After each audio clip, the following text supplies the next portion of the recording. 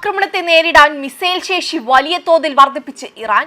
Missile ശേഷി വലിയ തോതിൽ വർദ്ധിപ്പിച്ചതായും രാജ്യം പ്രതിരോധ രംഗത്ത് കൂടുതൽ കരുത്താർജിച്ചതായും ഇറാൻ പ്രതിരോധ വക്താവ് അറിയിച്ചു. അമേരിക്ക അടക്കം ഉയർത്തുന്ന ഭീഷണികളുടെ പശ്ചാത്തലത്തിലാണ് ഇറാന്റെ മുന്നറിയിപ്പ്. നേരത്തെ നടന്ന 12 ദിന യുദ്ധത്തിന്റെ സാഹചര്യത്തെക്കാൾ മികച്ച നിലയിലാണ് ഇപ്പോൾ രാജ്യത്തിന്റെ സൈനിക സജ്ജീകരണങ്ങളെന്ന് ഇറാൻ പ്രതിരോധ വക്താവ് പ്രതികരിച്ചു. പ്രാദേശികമായ വെല്ലുവിളികൾ നേരിടാൻ ഇറാൻ പൂർണ്ണ സജ്ജമാണെന്ന സൂചനയാണ് ഈ പ്രസ്താവനയിലൂടെ നൽകുന്നത്. മിസൈൽ സാങ്കേതിക വിദ്യയിലും പ്രഹരശേഷിയിലും കൈവരിച്ച പുരോഗതി മധ്യപൂർവേഷ്യയിലെ മാറുന്ന രാഷ്ട്രീയ സാഹചര്യത്തിൽ ഏറെ പ്രാധാന്യത്തോടെയാണ് നിരീക്ഷിക്കപ്പെടുന്നത്. അതേസമയം നിരന്തരം യുദ്ധഭീഷണികൾ മുഴക്കുന്നത് ട്രംപിന്റെ ശീലമാണ്.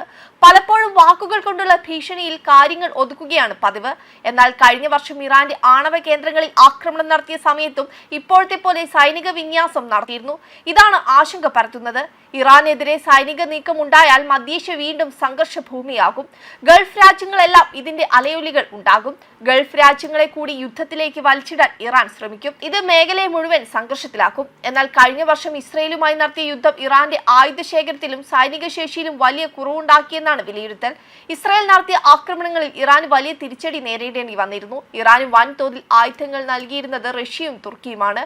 യുക്രൈനുമായുള്ള യുദ്ധമുഖത്തായതിനാൽ റഷ്യയിൽ നിന്നുള്ള ആയുധ ലഭ്യത കുറഞ്ഞിട്ടുണ്ട്. ഇത് ഇറാനെ കൂടുതൽ പ്രതിരോധത്തിലാക്കുന്നുണ്ട്. കൂടാതെ വെനിസ്വേലയിൽ മറുഡോയെ പുറത്താക്കിയും അമേരിക്ക സ്വീകരിച്ച അതേ തന്ത്രങ്ങളാണ് ഇറാനിലും ആവർത്തിക്കപ്പെടുന്നത്. എണ്ണ വ്യാപാരം പൂർണ്ണമായും തടയുക, അന്താരാഷ്ട്ര സാമ്പത്തിക ഇടപാടുകളിൽ നിന്ന് ഒറ്റപ്പെടുത്തുക, ജനങ്ങളെ പട്ടിണിക്കിട്ട് ഭരണത്തിനെതിരെ തിരിക്കുക, ഇതാണ് ട്രംപിന്റെ പുതിയ ബ്ലൂ പ്രിന്റ്. വെനസ്വേലയുടെ എണ്ണ സമ്പത്തിനെ തകർത്ത് ആ രാജ്യത്തെ ദരിദ്രത്തിലേക്ക് തള്ളിവിട്ടതുപോലെ ഇറാന്റെ ഊർജ്ജ മേഖലയെ ലക്ഷ്യം വെച്ചാണ് പുതിയ ആക്രമണങ്ങൾ.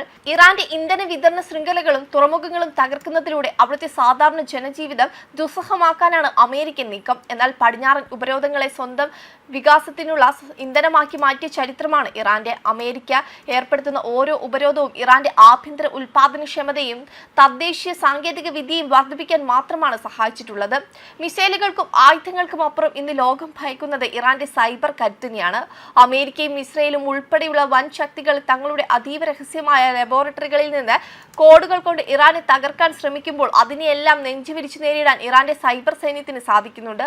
പടിഞ്ഞാറൻ രാജ്യങ്ങളുടെ പവർ ഗ്രിഡുകളും ബാങ്കിംഗ് സംവിധാനങ്ങളും ഏത് നിമിഷവും തകർക്കാൻ ശേഷിയുള്ള വൈപ്പർ മാൽവെയറുകൾ ഇറാന്റെ പക്കൽ ഉണ്ടെന്ന തിരിച്ചറിവ് അമേരിക്കയെ ഭയപ്പെടുത്തുന്നുണ്ട്.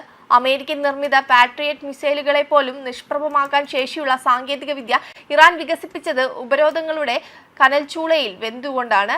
അമേരിക്കയുടെ വിനാശകരമായ തന്ത്രങ്ങൾക്ക് സൈബർ ലോകത്ത് കൃത്യമായ പ്രഹരം നൽകാൻ ഇറാന് കഴിയുന്നു എന്നത് ഈ യുദ്ധത്തിന്റെ ശക്തി മാറ്റുന്നുണ്ട്. വെബ് ഡെസ്ക് കർമ്മ ന്യൂസ്.